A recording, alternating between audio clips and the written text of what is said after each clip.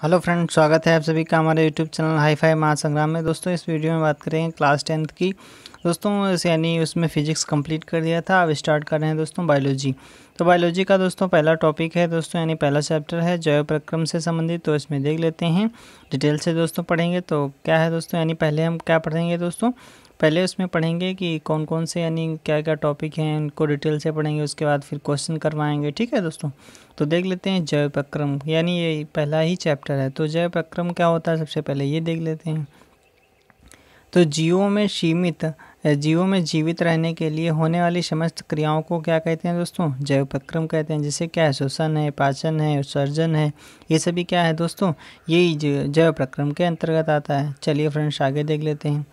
अगला क्या है, श्वसन क्या होता है। अभी जो पढ़े थे हम श्वसन, तो श्वसन को देख लेते हैं क्या होता है। तो देख लेते हैं दोस्तों।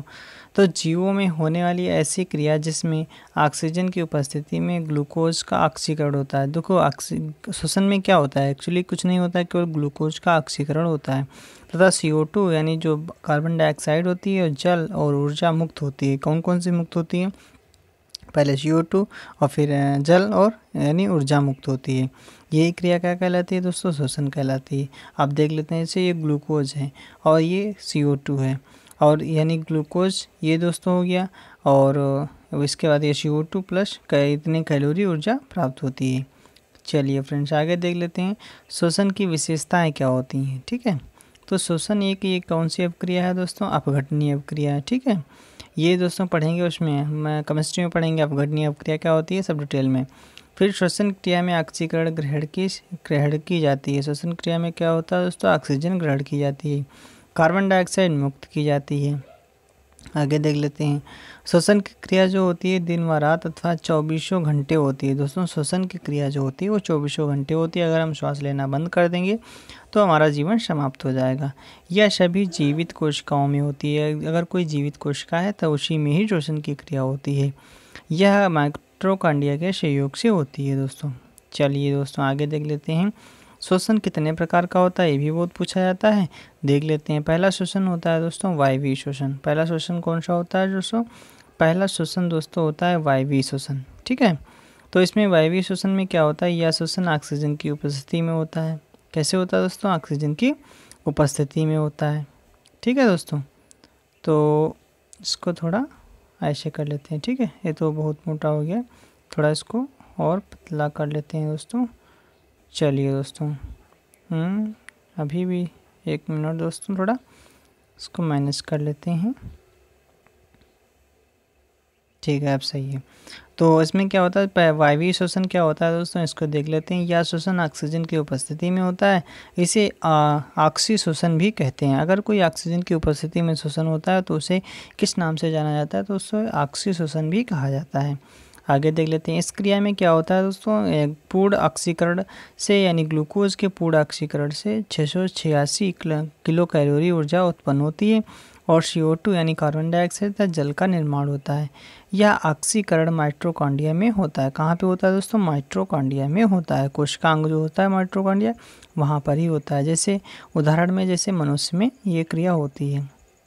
आगे देख लेते हैं, अवायवीय श्वसन क्या होता है, इसको भी देख लेते हैं। अवायवीय श्वसन को पढ़ेंगे दोस्तों। अवायवीय श्वसन क्या होता है, यह श्वसन ऑक्सीजन की अनुपस्थिति में होता है। कैसे, ऑक्सीजन की अनुपस्थिति में होता है। वो यानी वायवीय श्वसन क्या हो रहा था, उसमें ऑक्सीजन की उपस्थिति में हो रहा था। इसमें क्या है, इसमें अनुपस्थिति होगी किसकी, ऑक्सीजन की। इसे अनाक्सी श्वसन भी कहा जाता है। और इसमें क्या होता है दोस्तों, ग्लूकोज के आंशिक ऑक्सीकरण से 21 किलो कैलोरी ऊर्जा तथा CO2 और एथिल एल्कोहल बनता है। इसमें क्या है, एथिल एल्कोहल बनता है, जल इसमें नहीं बनता है। यह क्रिया कोशिका के जीवद्रव्य में होती है। और जो दोस्तों वायवीय जो श्वसन पढ़ रहे थे वो क्रिया कहाँ पे होती है, माइटोकॉन्ड्रिया में होती है। जैसे उदाहरण में देख लेते हैं, उदाहरण कौन कौन से होते हैं। जैसे ईस्ट है, जीवाणुओं आदि में होती है। कौन सी, अनाक्सी श्वसन होता है। चलिए फ्रेंड्स अब देख लेते हैं पोषण क्या होता है। पोषण के बारे में पढ़ेंगे। पोषण क्या होता है एक्चुअली में देख लेते हैं। जीवों द्वारा विभिन्न पोषक पदार्थों जैसे यानी कार्बन डाइऑक्साइड, कार्बोहाइड्रेट, प्रोटीन, वसा, खनिज लवण, विटामिन आदि को ग्रहण करने एवं उन पोषक पदार्थों का उपयोग करना पोषण कहलाता है। दोस्तों क्या कहलाता है, पोषण कहलाता है। ये देख लेते हैं पोषण भी कितने प्रकार का होता है। पोषण भी 2 प्रकार का होता है। जैसे श्वसन पढ़े थे 2 प्रकार का होता है, उसी तरह पोषण भी 2 तरह का होता है। जैसे यानी कि वायवीय श्वसन, अवायवीय श्वसन होता है। इसमें क्या है, स्वपोषी होता है, विषमपोषी या परपोषी पोषण होता है। जैसे स्वपोषी पोषण, विषमपोषी पोषण होता है।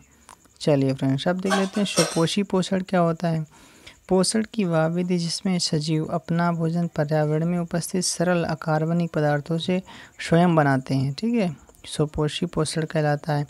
इन जीवों को क्या होता है, इन जीवों को स्वपोषी जीव भी कहा जाता है। यानी जो खुद से जो अपना भोजन बना लेते हैं उन्हें स्वपोषी जीव कहते हैं।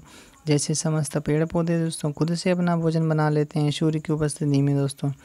और वह प्रक्रिया जिसमें हरे पेड़ पौधे सूर्य का प्रकाश एवं पर्णरहित की उपस्थिति में CO2 यानी कार्बन डाइऑक्साइड जल ग्रहण कर ऑक्सीजन बनाते हों, वो प्रक्रिया दोस्तों प्रकाश संश्लेषण कहलाती है। दोस्तों बहुत बार पूछा जाता है प्रकाश संश्लेषण क्या होता है, किसे कहते हैं।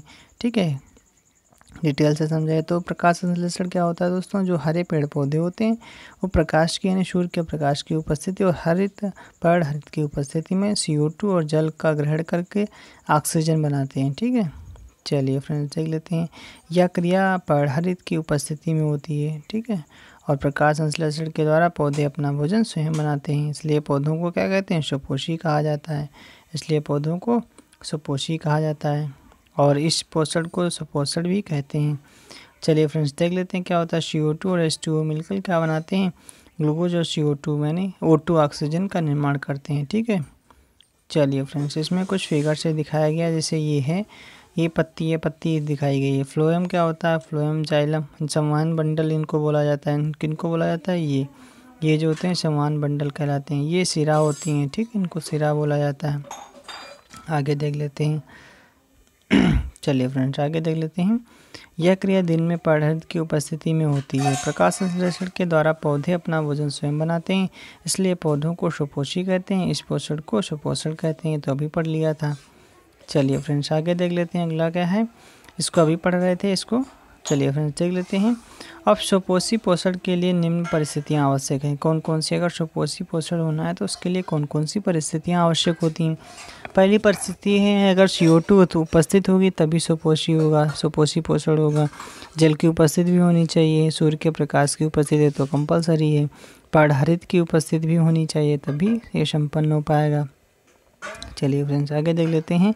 स्वपोषी पोषण का मुख्य उत्पाद ग्लूकोज तथा उप उत्पाद क्या होता है दोस्तों, ऑक्सीजन होता है। क्या होता है, ऑक्सीजन होता है। चलिए फ्रेंड्स देख लेते हैं आगे। पेड़ पौधे अपने भोजन बनाने के लिए आवश्यक सामग्री कैसे प्राप्त करते हैं, ये भी बहुत इंपॉर्टेंट है। देख लेते हैं। हम जानते हैं कि पेड़ पौधे में भोजन बनाने का मुख्य रूप से पत्तियां द्वारा किया जाता है। यानी जो भोजन बनाने का क्रिया होती है वो पत्तियों द्वारा ही होती है। पत्तियों में उपस्थित हरित लवक पत्तियों में जो उपस्थित होता है हरित लवक प्रकाश ऊर्जा का अवशोषण करते हैं। इन्हें क्या कहते हैं, क्लोरोप्लास्ट भी कहा जाता है। CO2 का अवशोषण पत्तियों एवं तने में उपस्थित रंध्रों द्वारा किया जाता है। जल एवं खनिज लवणों का अवशोषण जड़ों द्वारा किया जाता है। यानी जो जल का अवशोषण किया जाता है और खनिज लवणों का अवशोषण किया जाता है वो जड़ों द्वारा किया जाता है। भोजन बनाने के बाद इसे पौधे के विभिन्न भागों में भेज दिया जाता है, जिसके लिए संवहन ऊतक होते हैं। संवहन ऊतक के माध्यम से क्या किया जाता है दोस्तों, यानी जो भोजन बनाते हैं पौधे उनको पौधों के विभिन्न भागों तक पहुँचाने का काम किया जाता है। चलिए फ्रेंड्स आगे देख लेते हैं। CAM पादपों में रंध्र केवल रात्र में ही खुलते हैं। ठीक है दोस्तों, चलिए फ्रेंड्स आगे देख लेते हैं। इन जो रंध्र क्या होते हैं, इन रंध्रों से ऑक्सीजन का भी निष्कासन होता है। इसके अलावा रंध्रों से पर्याप्त मात्रा में जल भी हानि होती है। जब प्रकाश संश्लेषण के लिए CO2 की आवश्यकता नहीं होती है तो ये रंध्रों को बंद कर लेते हैं। रंध्रों को खुलना बंद होना द्वार कोशिका का कार्य है। किसका कार्य है, द्वार कोशिका का कार्य होता है, रंध्रों को खोलना और बंद करना।